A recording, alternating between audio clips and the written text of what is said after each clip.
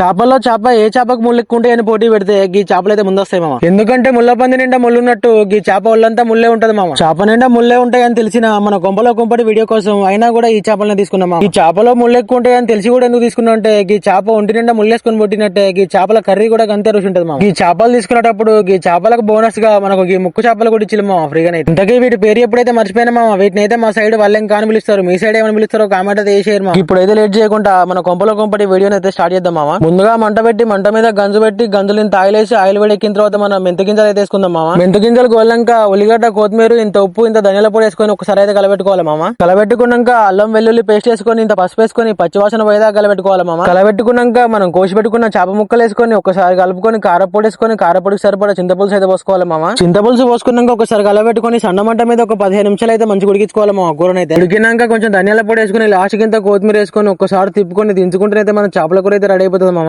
Ready అయినాక ఒక 10 నిమిషాలు ఆగేసి కూర చల్లబడ్డాక ఒక ప్లేట్లో అన్నం కూర వేసుకొని ఒక్కొక్క ముద్ద కలుపుకొని ఆ ముద్ద మీద ఆ చేప ముక్క పెట్టుకొని తింటా ఉంటేనైతే కూర మాత్రం జబర్దస్త్ ఉన్నది మామ. ఇంకా వీడియో నచ్చినట్టయితే ఒక లైక్ ఒక సబ్స్క్రైబ్ అయితే కొట్టిపోరే మామ. మరి ఉంటా మరి బై.